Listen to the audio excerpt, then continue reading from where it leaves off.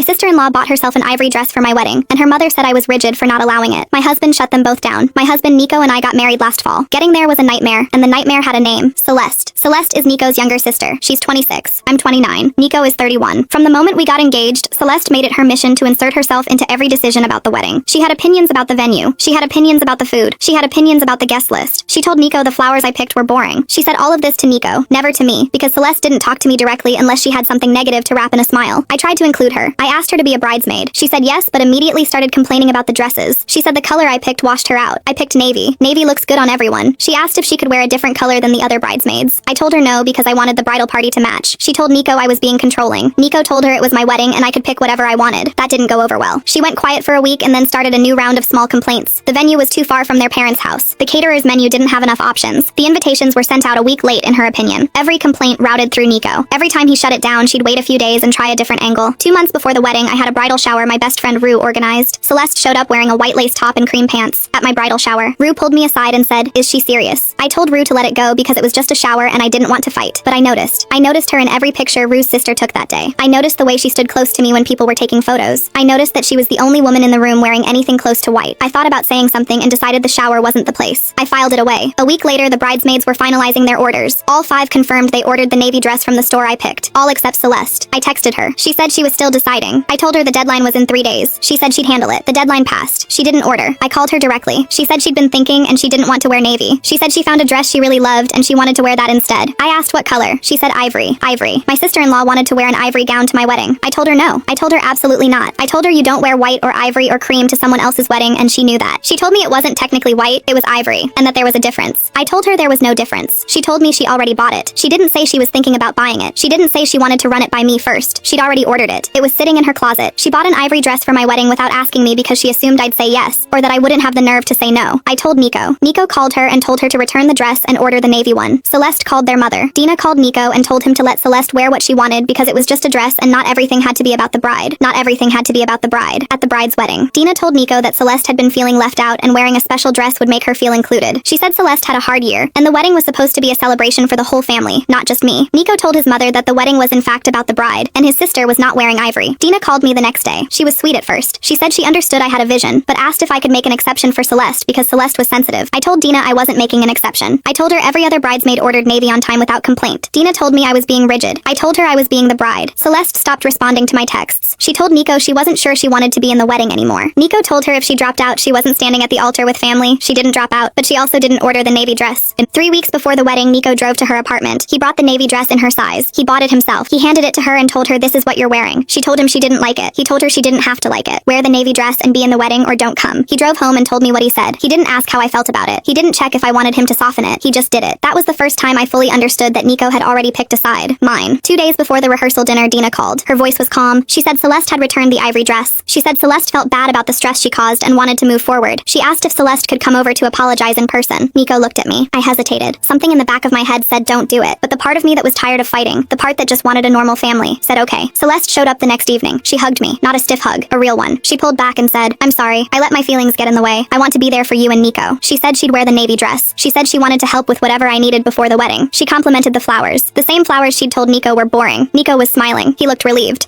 When she left, I thought everything was going to be fine. Rue called me later that night. I told her everything. She was quiet for a long moment. Then she said, "She showed up in white lace to your bridal shower and smiled while she did it. People like that don't just flip a switch." I told her I wanted to believe it was real. I went to sleep thinking the hard part was behind me. It wasn't. The next day, one of my bridesmaids texted me. She said she felt weird about it but thought I should know. Then she forwarded me a screenshot. It was from a group chat with every bridesmaid except me. I didn't even know it existed. The message was from Celeste. It said, "Just so everyone knows, I'll be wearing the navy for the ceremony, but I'm changing into something else for the reception. It's handled." The something else wasn't named. She didn't say what color. She just said it was handled. Like it was already decided. Like no one could stop her. My whole body went tight. My jaw, my shoulders, my hands, everything. Because I knew exactly what that message meant. The apology was a show. The hug was a show. The compliments about the flowers, the soft voice, all of it was a performance. Celeste had sat in my living room and looked me in the face and lied, and the whole time she already had a plan. She was going to wear the navy for the ceremony so no one could say she'd broken the rules. Then she was going to change for the reception. She returned the ivory dress to make Dina's story work, but she had something else. I didn't know what it was yet. I didn't know where she was keeping it or how she planned to pull it off, but I knew one thing for sure. Celeste was not done. And this time, neither was I. I showed Nico the screenshot. His jaw got tight. He said, "I'll handle this." I told him no. I was going to handle it. I called Rue. I told her everything. She didn't even sound surprised. She said, "What do you need?" Just like that. What? No questions? No, I told you so. Just what do you need? That's why she's my best friend. I told her to call every bridesmaid and make sure no one helped Celeste with any kind of outfit change at the reception. She called everyone. Every bridesmaid was on my side without hesitation. And then Rue told me the big one. The bridesmaid who forwarded me the screenshot told her that Celeste had asked her specifically to bring a garment bag to the reception venue on the wedding day. Drop it off in the bridal suite bathroom before the ceremony. I told Rue to have the bridesmaid say yes. Bring the bag. But on the day, we'd take it. I sat Nico down. I told him we weren't going to say a word to Celeste. Not at the rehearsal dinner, not before the wedding. She'd keep thinking her plan was working. And when she made a move, Nico would back me publicly. No hesitation. He said, we play it her way until we don't. At the rehearsal dinner, Celeste walked in a simple black dress and smiled like the last 4 months hadn't happened. She hugged me at the door. She said I looked pretty. She sat next to Dina and chatted with everyone at the table like we were all the best of friends. She complimented the bridesmaids' shoes. She laughed at my father's jokes. She asked the waiter about the wine. Halfway through dinner, she stood up and toasted us. She looked at me and said, my brother picked someone really special. Her voice didn't shake. Dina teared up at the end of the table and pressed a napkin to her face. Nico squeezed my hand under the table so hard I almost flinched. I smiled and said thank you, and it would have meant a lot if it were real. But I'd read the screenshot. I'd seen the group chat. I knew there was a bag somewhere waiting to be delivered to the venue. Every second Celeste spent being perfect was another second she thought she was winning. I needed her to think she was winning. In the parking lot, Dina pulled me aside and said, Celeste really does love you. She just has a hard time expressing it. I nodded. I said I appreciated her telling me. I didn't mention the screenshot. I didn't mention the bag. When we got home, my phone buzzed. Rue, the bridesmaid, confirmed. Celeste asked her to stash the bag in the bridal suite bathroom. She's going to change during cocktail hour. So now I had all of it. That little window between the ceremony and the reception when everyone is distracted, when the bride and groom are off taking photos. Celeste was going to slip away, unzip that bag, and walk into my reception looking like a second bride. I texted Rue back. We're going to let her put the bag there, and then we're going to take it. The morning of my wedding, I woke up calm. Rue was at the venue by 7. She texted me at 7:15. Bag is in the bathroom. I have eyes on it. I told her not to touch it yet. I wanted Celeste at that altar in navy, smiling, thinking she'd won. The moment cocktail hour started, Rue would take the bag, and Celeste would walk into that bathroom and find nothing. The ceremony was beautiful. Nico cried when he saw me walking down the aisle. The bridesmaids lined up in a row of navy, and Celeste was right there among them, bouquet in her hands, smiling like she was exactly where she belonged. She didn't do a single thing wrong, but in the middle of the vows, I caught her. She glanced at Dina and gave her a tiny knowing smile, the kind of smile two people share when they have a secret. No one else saw it. After the ceremony, the photographer took us over. She kept rearranging people. She wanted the bridal party on the steps, then by the garden, then near the big window in the hall. Every time I thought we were done, she'd say just one more set. I want to get the light before it changes. Cocktail hour had already started. I could hear the music from the other side of the building. Somewhere in that building, Rue was supposed to be taking that bag. Between poses, a bridesmaid leaned close and whispered, Celeste just asked me where the bridal suite was. I told her I didn't know. My pulse jumped. Nico tensed next to me. He said, I'll go find Rue. I grabbed his arm. No, stay here. If you leave, she'll know something's up. He stayed. When photos ended, I walked fast to the room where I'd left my phone. No text, no missed call. I called Rue. Voicemail. I stood alone in the hallway in my wedding dress. For 60 seconds, I thought I'd lost. Then my phone buzzed. 6 words. Got the bag. She hasn't come yet. Rue met me outside the reception hall with the garment bag draped over her arm. She held it out. I unzipped it. Floor length, satin, off-white with a beaded neckline that caught the light. And when I say off-white, I don't mean ivory. I don't mean cream. It was white. It was a white gown. My sister-in-law had a white gown stashed in the bridal suite bathroom of my wedding venue so she could change into it at the reception and walk in looking like a bride. The beading was delicate. The fabric was nice. She'd spent money on this. She picked it out and bought it and arranged for someone to deliver it. And the entire time she was hugging me in my living room and telling me she was sorry. This dress was already bought and paid for and waiting. I zipped the bag and told Rue to put it in her car and lock it. 4 minutes later, Celeste came around the corner. Her eyes were moving. She walked straight up to me. Hey, have you seen my bag? I left something in the bridal suite. I kept my face open and confused. What bag? Her smile tightened. A garment bag. A change of clothes for later. I said I hadn't seen anything. Maybe check with the venue coordinator. She stared at me. 2 seconds. Then she turned and walked away fast. I watched her pull out her phone. 30 seconds later, Dina appeared. She walked up with her concerned face. Celeste says someone moved her things from the bridal suite. Do you know anything about that? I kept my voice even. Dina, it's my wedding day. I've been in photos for the last hour. I don't know anything about Celeste's things. She looked at me for a long moment. Then she pressed her lips together and walked away. She didn't believe me. It didn't matter. She couldn't prove anything. Celeste found the bridesmaid near the cocktail bar and cornered her. The bridesmaid told me later she wasn't prepared for a direct confrontation. She'd been rehearsing what to say in her head all morning and still fumbled it. She said she'd brought the bag like Celeste asked, dropped it off in the bathroom, didn't know what happened after. She said she didn't touch it again. Rue told me later that something behind Celeste's eyes went cold when she heard that. Celeste knew. She didn't have proof, but she knew. Someone took that bag on purpose, and there was only one person who'd have had a reason to. Celeste went looking for Nico. He was on the patio with a drink. She walked right up and said, your wife took my bag. Nico said, what bag? She said, don't play dumb with me, Nico. She took it because she's paranoid and controlling. I had a change of clothes because the navy dress is uncomfortable and she stole it. Nico said, if it was just a comfortable change of clothes, why did you hide it in the bridal suite instead of leaving it in your car? Her mouth opened, closed. She had nothing, because there was no good answer to that question. If it was really about comfort, she could have left a bag in her car and walked out to the parking lot like a normal person. But she didn't do that. She had someone else deliver it. She hid it in a bathroom. She kept it a secret from me and from Nico. And the only reason to do all of that was because she knew what was inside would cause a problem. Nico said, exactly, and turned back to his friend. Celeste pulled Dina into a side room off the main hall with a glass door. I could see them through the glass. dress. Celeste gesturing, Dina's hand on her arm. 2 minutes later, Dina came out and walked straight toward Nico like she was on a mission. Nico, your sister is crying. She says she's been humiliated. She wants to leave. Nico didn't hesitate. He said, then she can leave. Dina's face went pale. You can't mean that. It's your wedding. She's your sister. Nico took a breath. He said, and that's my wife. And no one is going to make her feel small on the one day that's supposed to be about her. Dina turned and walked away, back toward the cocktail area, back into the crowd where no one knew what had just happened 10 feet away from them. I watched her go. I watched the side room door. I waited. A few minutes later, Celeste came out of the side room. She wiped her eyes and straightened her navy dress. She didn't walk toward the exit. She walked to her assigned seat and sat down. That's when I knew for sure. She wasn't hurt. She wasn't embarrassed. If she were really humiliated, she'd have taken the out. But she stayed, because leaving meant losing. She'd rather sit at that table all night with a clenched jaw than let me have my wedding in peace. She had no backup dress, no plan B, no scheme left to run. The DJ announced us and Nico and I walked into the reception hall together while everyone stood and cheered. The room was full of people I loved, people who came to celebrate us, people who had no idea what had been happening behind the scenes all day. I smiled and waved and tried to be present. Dinner was served. Nico and I had our first dance and I let myself forget about Celeste for 3 minutes while we swayed under the lights. Rue gave a toast about me letting her copy my math homework in 10th grade, and the room laughed and a few people wiped their eyes. For a moment I thought it was over. Then Dina stood. She wasn't on the toast list. I knew the order because Nico and I planned it. Rue first, Nico's best friend second, my mom third. That was it. But Dina was walking toward the DJ booth, and before anyone could say anything, she had the microphone. She talked about Nico as a little boy. She said he always wanted everything to be fair. Then her voice shifted. She said, marriage is about compromise. It's about welcoming new people into a family and making room for them. And I hope this marriage will be built on that kind of generosity. When she said generosity, she looked at me, not at the room. At me. It was a message. I gripped my napkin under the table. Nico started to push his chair back. I put my hand on his knee and said, wait. Dina turned toward Celeste's table and said, Celeste, I want you to know that your brother loves you. No wedding changes a family bond. Celeste stood up holding a folded piece of paper. She had something prepared. She had written something down. This wasn't a reaction. This wasn't Celeste getting caught up in her mother's words and deciding to speak from the heart. She'd written it out beforehand. She and Dina had planned this. The fake tears, the speech about family bonds, Dina taking the mic to set the stage. All of it was leading to this moment. She walked to the microphone and took it from Dina's hand. She took a breath you could hear through the speakers. I just want everyone to know how hard it's been watching my brother pull away from our family this year. Planning this wedding brought out a side of people I didn't expect. I was told what to wear, when to show up, and how to behave. I felt like a guest in my own brother's life. Her voice was shaking, just enough. She looked down at her paper and then back up. I love my brother. Her voice cracked on brother. A pause. And I hope his wife will eventually love me too. She sat down and wiped her eyes carefully, careful not to smudge her makeup. Half the room didn't know it was a performance. I could feel their eyes on me. Then Nico stood up. He didn't go to the microphone. He stood right at our table. His voice was loud enough to reach every seat. I love my sister. I always have. But I need to say something clearly so there's no confusion. He looked across the room at her. Celeste's chin came up and her eyes met his. Nico said, Celeste, you bought a white dress to wear to my wife's wedding. You hid it in the bridal suite so you could change into it at the reception. When it was removed, you told our mother my wife stole from you. You didn't tell anyone what the dress actually was because you knew it was wrong. The room went silent. The kind of silence where you could hear the ice settling in glasses. Celeste's mouth opened. Nothing came out. Dina's hand shot forward and grabbed the edge of the table. Nico wasn't done. My wife didn't steal anything. She protected her own wedding from someone who was trying to upstage her. And I'm not going to sit here and let anyone in this room walk away thinking she's the one who should apologize. Then he turned to me. I married you because you're the strongest person I know. And I'm sorry my family made you prove it on your wedding day. I stood up. I didn't yell. I wasn't shaking. Celeste, I asked you to be in my wedding because I wanted you in my life. Every time I tried to include you, you made it a competition. I'm done competing. You're Nico's sister, and that means you'll always be in our lives. But you will never make me feel like I don't belong in my own marriage. I looked at Dina. And Dina, I respect you. But calling me rigid for having boundaries doesn't make me rigid. It makes me someone who knows what she's worth. I sat down. Nico sat down beside me. The room was quiet for what felt like forever, but was probably 5 seconds. Across the room, Rue raised her glass and smiled at me. She didn't say a word. She just held it in the air, and that was enough. The DJ read the room, and the music came back up. People started talking again. Celeste stayed in her seat the rest of the night. She didn't speak. She didn't get up to dance. She didn't walk around to say hello to anyone. Dina kept her distance. The reception kept going around them. At the end of the night, I walked past Celeste's table on my way out. She was still sitting there in the navy dress. She didn't look up.